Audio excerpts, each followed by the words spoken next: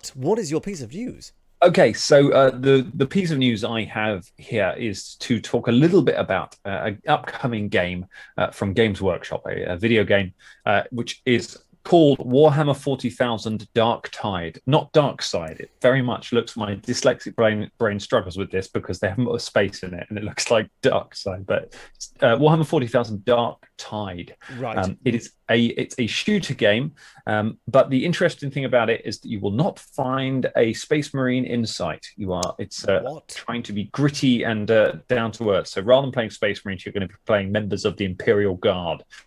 The Oh. Imperial Guard are kind of the grunts, basically. They're the regular soldiers of the 41st millennium who get drafted into horrible wars and die in their thousands. And they're equipped with the las gun, which is the famously rubbish weapon from Warhammer Yeah. 40k. Oh yeah. Yeah, Might as well be armed with a toothpick. no real damage.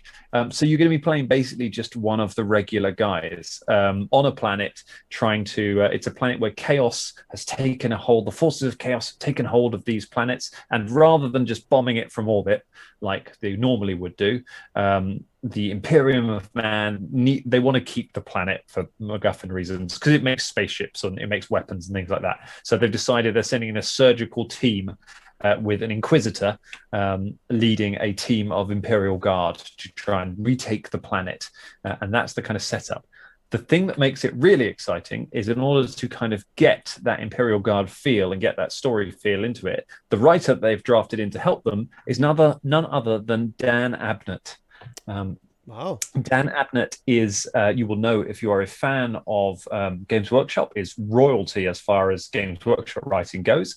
He is responsible for the Gaunt's Ghosts series, Commissar Gaunt, and loads of different books and things. I know him from Inferno magazine, was where I first started reading that way back in the probably late 90s when Games Workshop put out a little anthology magazine of short fiction and comic strips. Cool. And he wrote a lot for that. So he's written a lot for that. You also most people will be more familiar with his work creating the modern version of the Guardians of the Galaxy.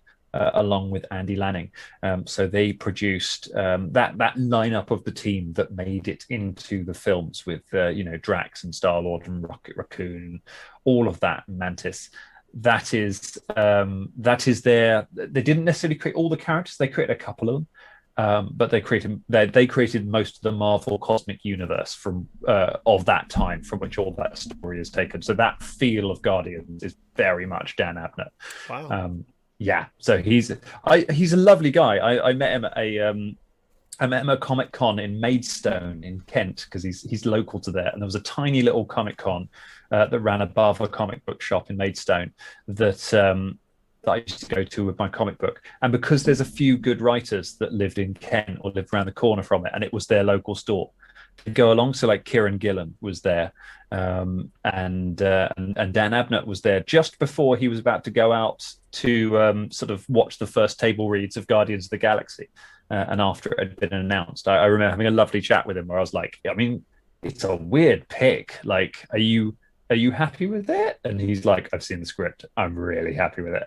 and lo and behold, that's what it became. So yes, so he's a great guy, and he knows Warhammer 40,000 very, very well. He knows the Imperial Guard very, very well. So while I would normally not be super excited about a Warhammer shooter game because the Space Marine ones tend to be very, very sort of they're not the most complicated stories a lot of the time. No. I mean, in the Grim Darks of the Far Future, there is only war and pretty little sort of exposition as to why things happen. It's like, well, because they threaten the Imperium. There we go. Butcher. And they tend to be quite sort of clear-cut baddies, don't they? It's just sort of the forces of chaos, the Tyranids. Like, they're just made of teeth and blades. So you don't really need much exposition. But that's really cool that they're going to turn it on its head. And you're going to play Grunt sort of effectively. Chris did say... I love... Sorry, go ahead. I was going to say, Chris says in the chat, the Darktide is... Darktide. I've got to say it now. Darktide is, I think, the 40k answer to Vermintide. Yeah, I wouldn't be surprised if it was that sort of that thing. makes sense. So you've got swarms and waves of enemies. He's close to Maidstone. Now it makes sense why he's so good about writing the ultra-violent and grimy Warhammer world. I can see that. Yes, I'm familiar with Maidstone. It's bits of it are nice. It used to be it's our county town in Kent. I'm also from Kent. There you go. The county capital. Were you ever a Warhammer 40,000 player, James? Not really. I was more of a Warhammer man. I like the sort of the fantasy elements and things like that, because I found that Warhammer 40k it's sort of unrelentingly grim in a strange way. Like it's just a world of war, which isn't quite true. There is an awful lot of lore that goes on with the Emperor and what's going on and all the different stuff. But at the time, I didn't really get that. Although I did foolishly buy Warhammer 40k. And then I sort of, even though I was a Warhammer player, and then didn't really play it. And I think that's another one my brother would have thrown away over the years. Probably he threw away hundreds of pounds of minis and original game stuff. He burnt my original Space Hulk and its expansions. Yeah, he burnt it. To this day, he can't really offer me a reason as why. I think he just fancied burning all those little plastic men. It was like, oh, dude, it's an original Space Hulk. Some men just want to watch the Hulk burn. Yeah, well, I mean, he does if it's not his stuff. Yeah. But I mean, to be fair, I'd moved out for a while, and it was just there, and so he just saw it, was just like, cool, burn that. Burned it. Yeah. That's what it's doing, Ken. There we go. That's what happens if you don't play board games. You burn them. So obviously still getting over that. Even sometimes when I think about sort of the games that have gone over the years, I still get a little pang of. But having said that, no, I wasn't a 40k player really. But I know we have a lot of keen Warhammerers in the Dangerlings as well and stuff like that. Let's go with that, Warhammerers. Warhammer. Great. Have we got any idea as to when this is going to come out? I'm not 100% sure when it's due out. If we're getting into the sort of writing phase, if we're getting to the writing phase, it's probably fairly well along. Yes. But yes, it's sometime this year. They don't have a release date yet. It's sometime in 2021 for PC and Xbox. Oh, very good, yes. Very good. So keep your peepers peeled on Darktide. Yeah, if it's anything like Vermintide, I will delete half my hard drive so that there is space to install it. Yes, yeah, because we bought Vermintide, didn't we? Ross bought us all the Vermintide, and then you never managed to make it to one of the sessions that we played. It's like 90 gig. It's ridiculous. It is pretty big.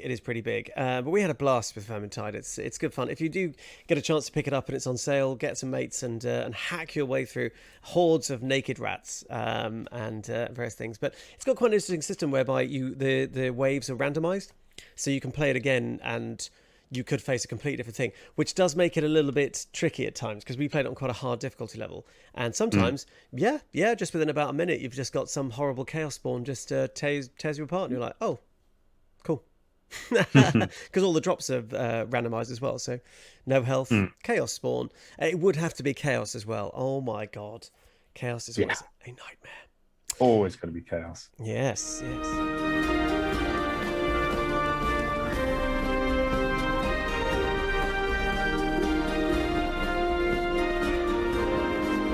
Shania gets enough porridge for her and all of her retinue. Is it vegan porridge, though? Yes, it is. Yes, it's nice remembered. Better remembered than Shania, who I've forgotten on some of the back ones. Shania ate some of the monsters. Well, that was before she was a vegan. Okay. It's a character arc, man. Monster eater to vegan. Although, as we described, flesh-warp monsters are technically vegan. Because they're grown. Caragor does raise an eyebrow across the table and goes, "Yeah, babe, you know the new thing that we're both talking about?" Yeah, of course. Caragor looks really worried. He goes, Does that mean I have to become vegan as well?" No. You do what you want. Okay, it's okay. Like, you can eat whatever you want. That's okay. I would never take your carbs and your stuff from you. With a spoon. And with porridge with lamb shank for sir. Back in.